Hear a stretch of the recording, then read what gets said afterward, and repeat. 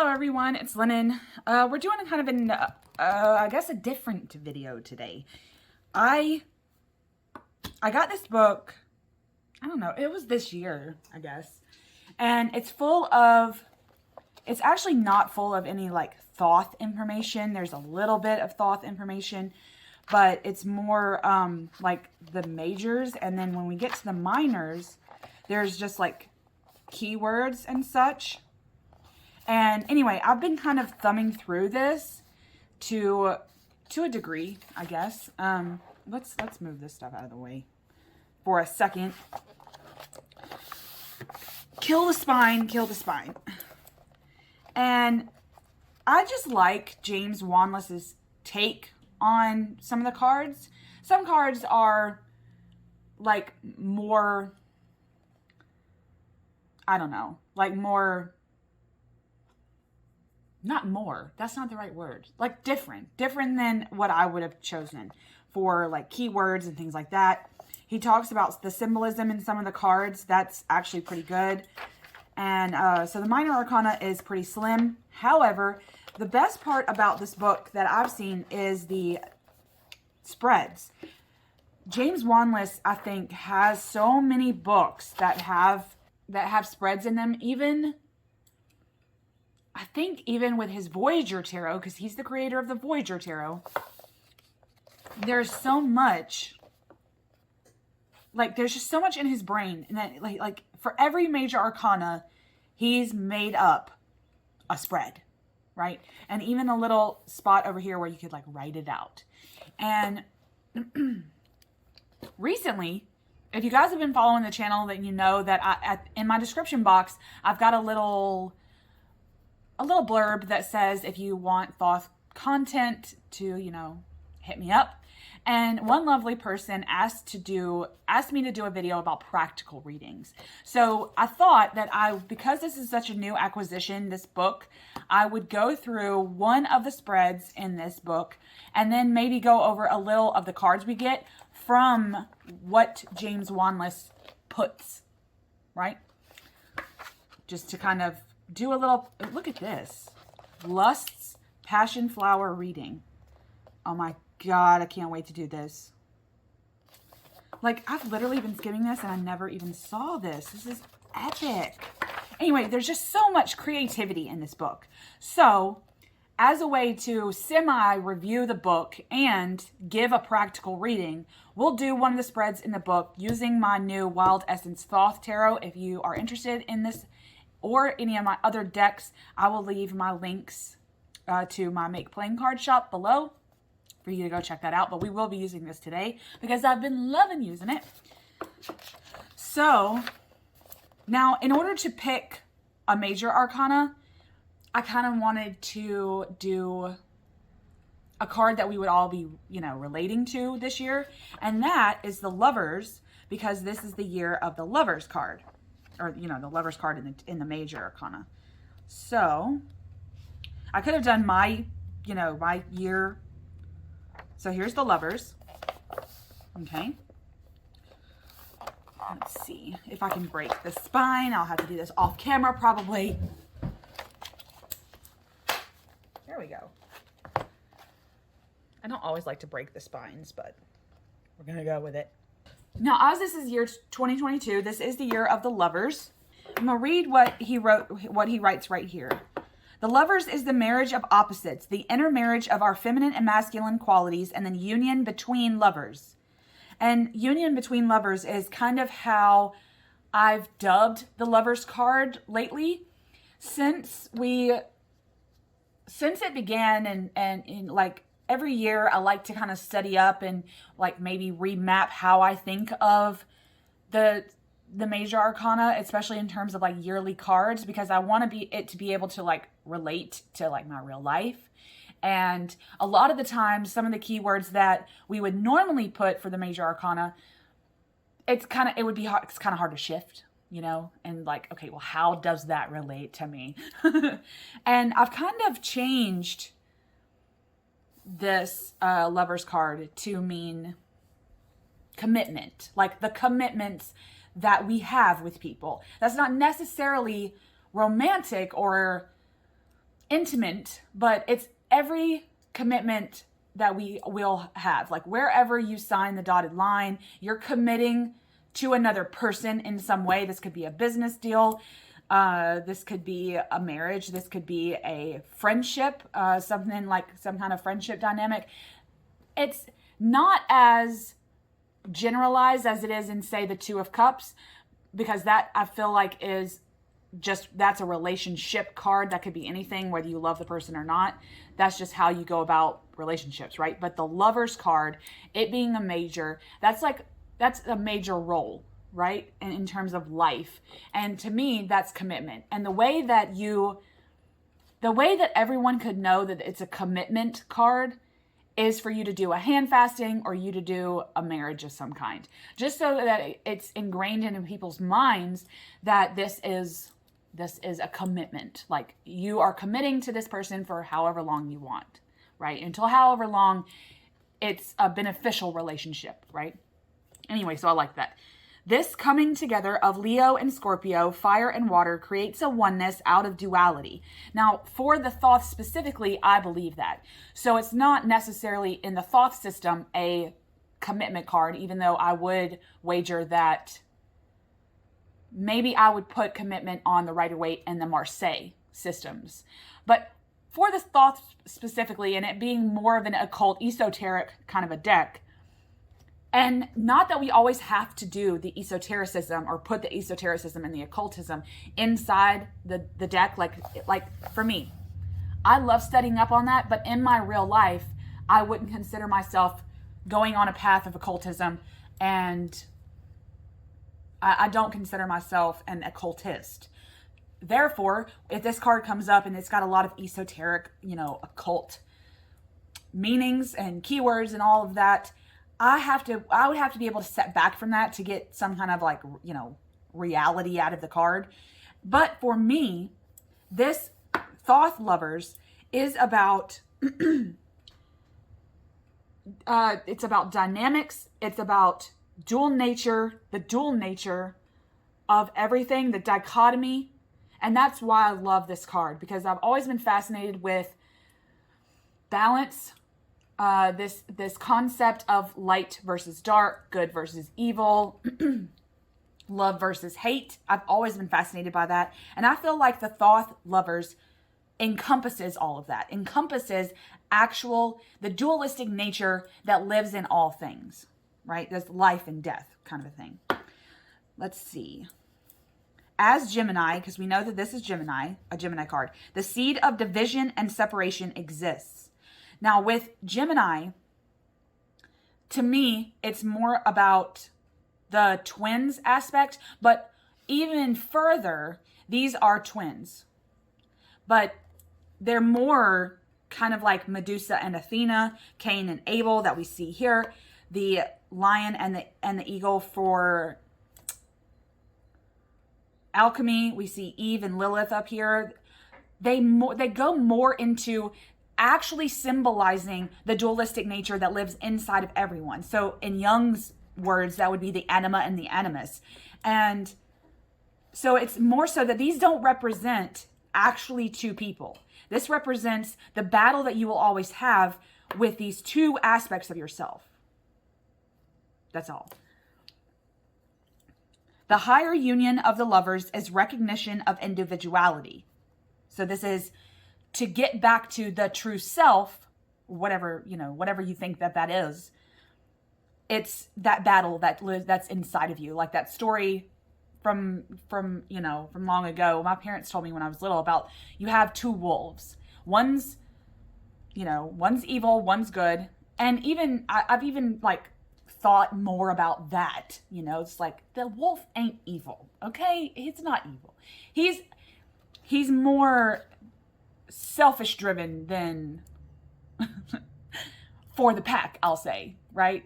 So that could be considered evil, but a lot of times what we would put the connotation of evil on isn't necessarily evil. So that's its own topic. But I think that when you're trying to get to your true self, it's a battle within yourself about what to let out and what to keep in, and what's acceptable, what's not. It's just that's always in your head. I kind of think of the venom. I kind of think of venom when I think of this. Yet sameness, for we are all twins. There you go. The lovers is ambiguous, being alone and yet part of another. So maybe James is going into the soulmate aspect of with that last statement. I don't necessarily think of it that way. I think of it more into we are all dualistic in nature, I guess. So anyways, that's pretty cool. Now there's so much information. I don't know if y'all would be able to read this while I was reading this, or if you did. But this is so cool because he goes into domains, which I mentioned when I first told you guys about this book in like a haul video, that this was like my favorite section in him talking about the major arcana. Because in the domains, he talks about if this was going into the mental realm, the emotional realm, the physical realm, or the worldly realm, which if you think about it, those are the 4 suits of the tarot, and how huge the lovers is because they encompass all of those aspects, right? Now, I do believe that in every tarot card, there is all the aspects, you know, all of the suits, I guess you could say, to an extent, like some dominate others. But because this is a major, I love the fact that he puts, there's also spiritual, I'm sorry, which is the major. And it says integrating duality, opposition, contradiction into oneness, embracing the opposites, and maintaining center. I think that is so vital, is when we fight with these 2 aspects of ourselves, there's a line in the middle, and we'll get to that when we get to the spread, that's where you are. That's where the true self lies. It's not in it's not in one of the 2 halves. It's somewhere melded in the middle. And that's just beautiful. I love that it goes into numerology a little bit, synthesis, culmination, integration, and balance. Now, if you think about it in Marseille terms, the 6 is a number of balance because the 3, well, let's put it this way. 2, if 2 is like ultimate balance, right? And if we could go on that being the balance card, the balance number, 6 would be the next number that actually shows us duality, 3 and 3. So I think that that's something that we've grappled with in terms of numerology as well. That 6 is the next number besides 2 on a grander scale that shows us that duality. It gives us the planet, the zodiac, as we know that this is, excuse me, Mercury in Gemini. Now, Gemini, of course, is the twins and the opposites, together but not together. The element is air, up in the air, this way and that. No solidity or stability. Well, that's his take on air, I guess. Now, I've done a video with the Thoth about the Kabbalistic letter, like Hebrew letters. I like how he calls them Kabbalah letters, because I believe that the Kabbalists, in some sense, tweaked what the Hebrew letters were for the purpose of Kabbalah. But, you know, I don't know. I don't know that for sure. Now it says hermit background figure blessing the couple. It's the hermit that is doing the initiating. Well, I guess it could be initiating. It could be more so that the hermit is in the background looking like he is overseeing this, handfasting this marriage. When it could be that if we think of the hermit and how it's solitude, it's almost foreshadowing in a way, where the hermit's telling us that, well, you know, look, this is the first time you're seeing these aspects inside of you that are battling, right? Whatever they may be at that moment in your whole life as in a total sense. But it's only through solitude and getting to know the core of you that's the trick. And it's almost like foreshadowing that he's telling us that's almost like he's winking at us, like, oh, well, you know, you're in this now, you see it now, but it'll be a little bit more time before you have to, you know, before the battle becomes something that you actually have to act on. Anyways, let's get into this. Okay. Now we're using the Yin-yang as a spread. The spread for the Lover's card is the Yin-yang, which is really cool. It says, when did this come out? This book.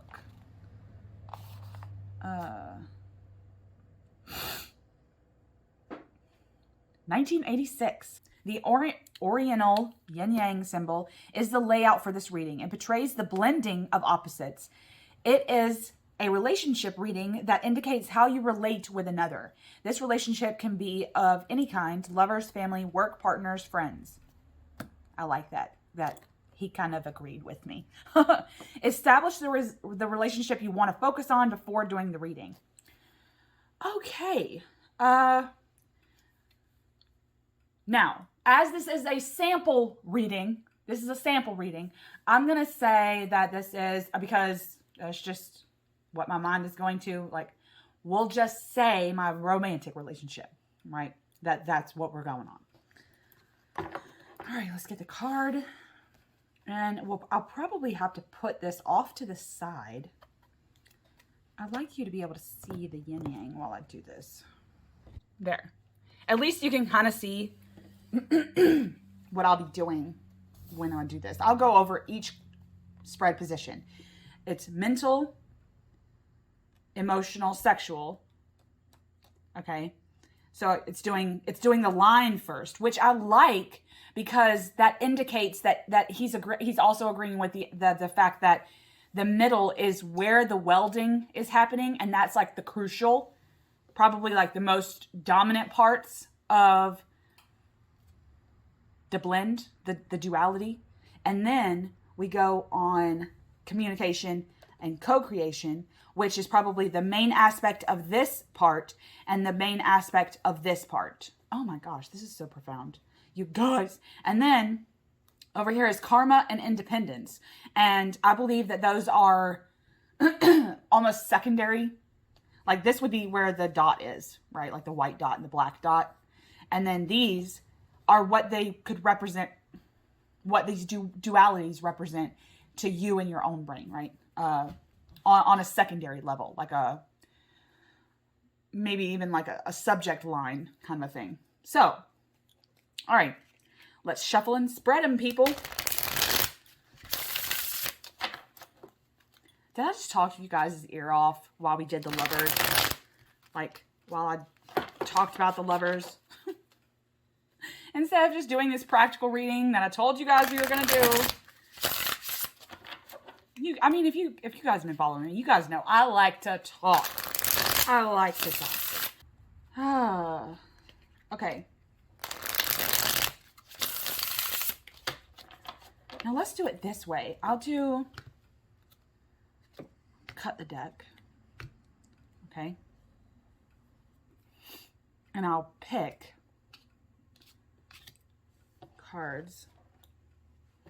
Should have done it this way.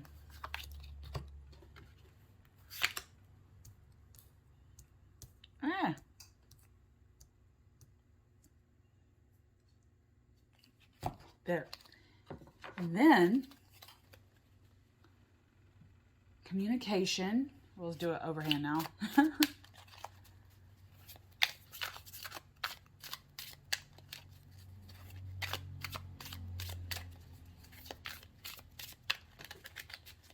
We'll do communication, co-creation.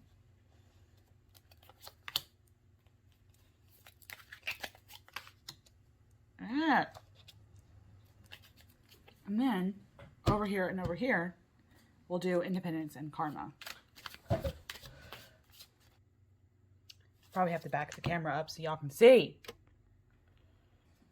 This just be how I have to do it. Okay. Karma and independence. Karma is first. And independence. Okay. All right. Just remember, folks, this is a sample reading. Okay, now the mental, which is the first position, is my mental fulfillment in the relationship is blank. Okay. Ooh, the Hanged Man. Ooh, we got us a major arcana. Now that could be like my mental fulfillment is kind of suspended right now. It's suspended in a way that I have to like learn to let go of certain things to prosper in the relationship. I'm stuck in cycles of worrying and whether this or this or this is going to help or hinder the relationship instead of actually having a relationship. That's a powerful ass card we got there. Okay. Now the second position is emotional. Again, this represents the line of the middle that we're welding. Emotional. My emotional fulfillment in this relationship is the Star. Now you guys, I've been using this deck, so it is properly shuffled. Okay. Oh, Lord. I'm telling you, James Wanless does some great spreads. So, emotional. My emotional fulfillment, I feel like this is a good card for this. Because I feel like if this came up in this emotional position, that it's almost like it's affirming that I am emotionally stable in this relationship, that I am getting fulfilled on an emotional level, right? That my partner and I are working together to like have, I love that this is a hope card because for me, it's the aspect of hope that keeps you going, that makes you go. And it's what gets you up in the morning. You hope for this. One more kiss, one more romp in the bed, you know, one more smile that they give you, you know, like it's that hope in terms of relationship that gets you up and that gets you, that I guess continues the relationship, you know, that you have to have the hope. And especially for this Thoth, it goes on will, right? So also the Star has a twirl aspect. And I believe that there's an element of dance in the Star card with the whole twirl of the universe. I feel like you're dancing with your partner in an elemental, in a universal way that once you stop that elemental dance that you have, that dynamic that you have with that person on an emotional level, it's when you become, I guess, ambivalent. Like when you come to not care who was winning the argument, who said what, you know, it's like instead of properly solving some of the problems, some of the issues, there's a line there that if you stop caring, then that's pretty much the end of the relationship, right? Okay. I'm sorry, I was taking a sip of coffee. Now, the last one is sexual. My sexual fulfillment, and it does say if appropriate. We're going to go with it, whatever. Wouldn't it be crazy if we got the lust card? Oh, not lucky. No, I'm just kidding. And I guess to clarify, lust does not mean sexual lust. It means the lust for life as a general sense. So you have to have that to keep going. Let's see. We've got the Four of Cups. Now, luxury to me is about the cup runneth over. And it's that first feeling that we get of being completely fulfilled in that emotional way. Now, as this is sexual, this is a great card for this position because I feel like you're sexually satisfied, but there can always be more. There can always be more experimentation. There can always be more that you can do in terms of like satisfaction. Okay. There's always room to grow. And this is a great card because it kind of nods to the emotional aspect and the physical aspect with it being a cups card. And for me, there is an emotion behind the sexual act. And especially if you're in a romantic relationship, that's even more of a thing, right? So this is a great card. Communication. Where's communication? Right here. Yeah, right here. Communication. What is the communication in this relationship? Ooh, Knight of Discs. I love this deer. This knight is so powerful. He's so you believe that him to be so regal because of him just standing out, looking over his wheat field, okay? There's a regality to him that knows what he has to do on a day-to-day basis, okay? With this being a disc card, this knight is not in a hurry. They have a list. They have a honey to-do list. They're getting it done, right? And they're overseeing.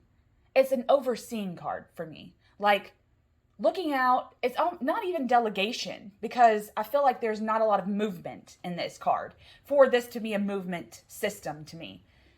And it's almost like the knight is looking out and making sure everything is getting done. And not in a way that is power driven to me. It's more to protect and for the safety of the clan, okay? Whatever you want to call it. The pride, like I'm talking in animal terms here.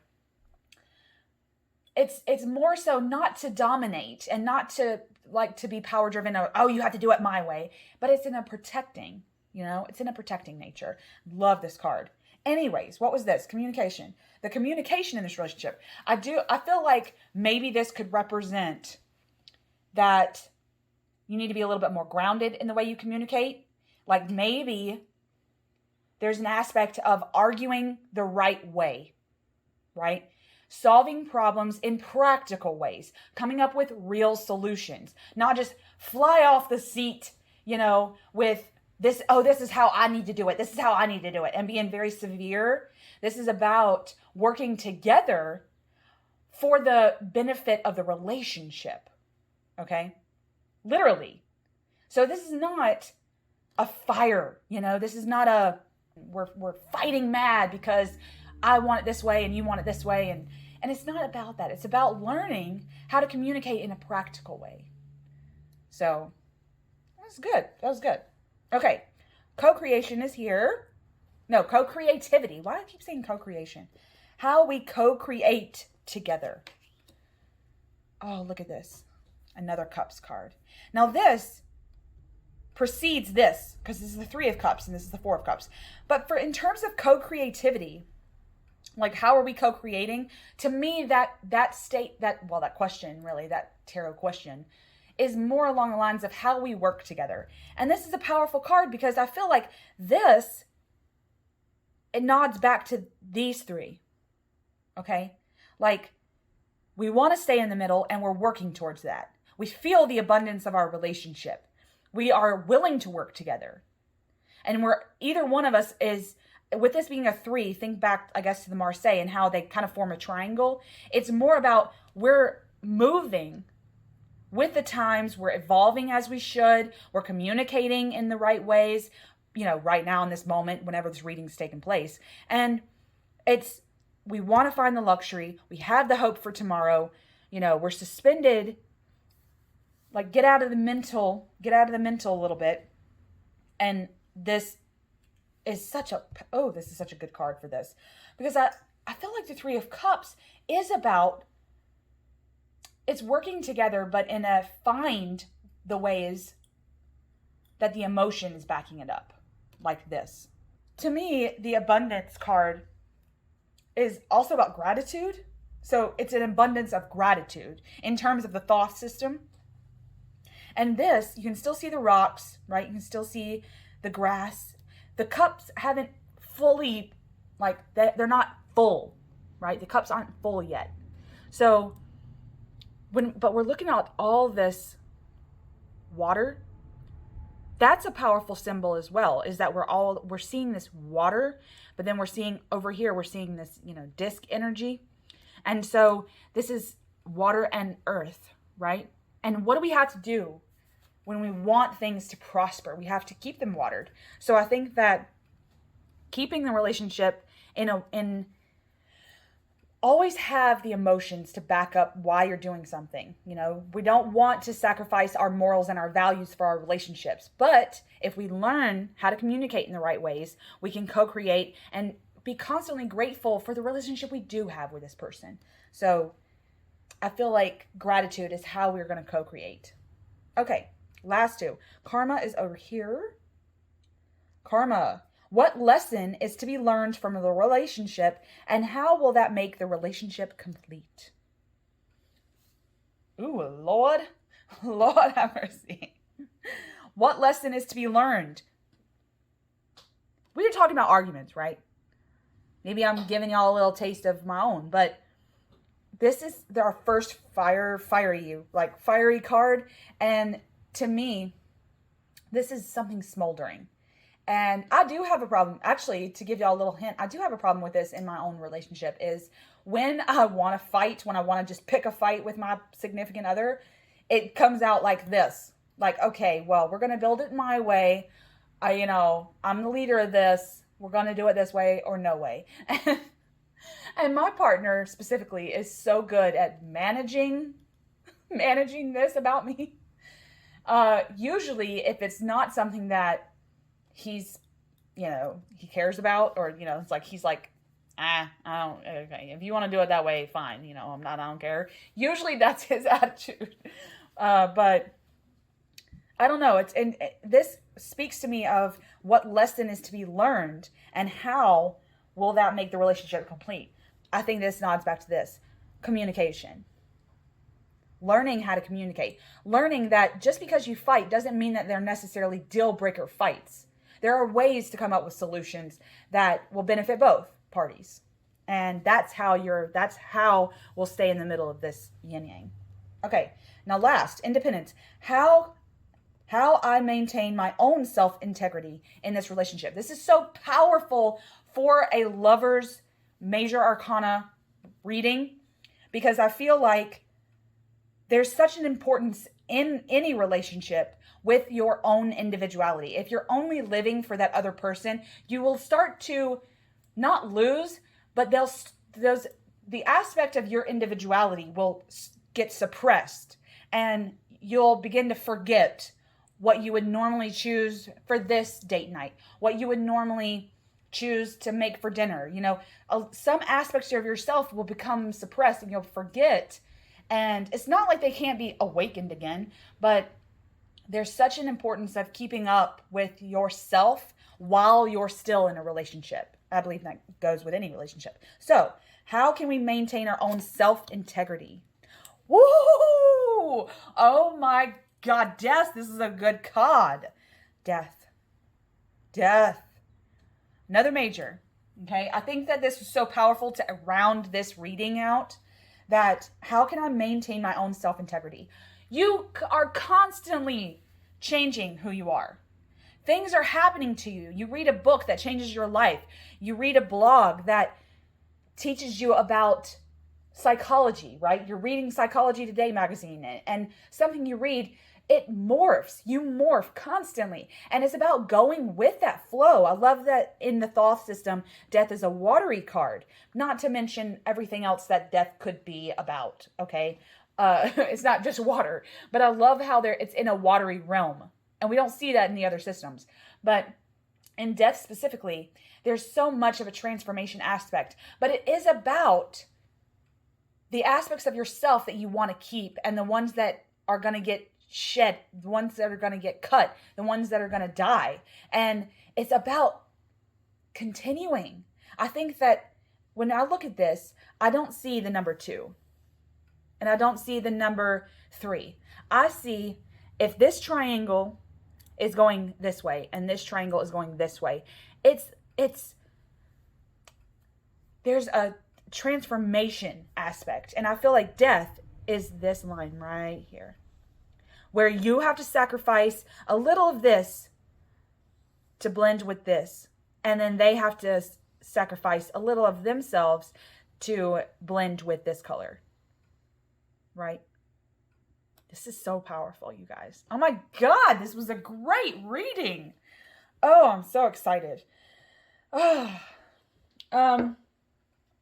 Now, just to round this out, this is my printed guidebook. It's a PDF file on my coffee page, but I printed it out like this. I'm going to read death because I'm so excited that this came up for this reading. Death. Okay. So just to round out this reading for you guys, I'm gonna read what I wrote about the death card. These watery depths are full of mysteries. The mysteries involved are unseen, for it is the process of the transmutation of the matter that is transforming. What better image to represent this than the ocean floor? Not only for Scorpio, but so much of the ocean has been undiscovered. Through these fish-infested water, magic happens. Only by cutting down the wilted seagrass can the new life and aspects within us emerge. Sure, the deeper you go, the more painful these changes may be, but think of the new identity and style you will have afterwards. Die daily, as Crowley says. Die daily. Die daily for yourself. Die daily for your relationships. Die daily for the new aspects of yourself to emerge. Like we're coming out of an egg. Communication, to me, is one of the most, I believe that this to be the most powerful aspect of a relationship. And I love how it's the top one. Like how it's in here, communication and co-creation. Or co-creation. I keep saying that. Co-creativity. I like how this was present. And then this line here, this welding here is so powerful. Because James Wanless is going into so many aspects of what a relationship could be. That this was so powerful. Okay, so there you go. There was a sample reading using the Thoth. I mean, I'm using my Thoth, but it's the same exact thing. It's just elemental pictures, same keywords as the Thoth. This is just a practical relationship reading that using the Thoth, and I'm using James Wanless's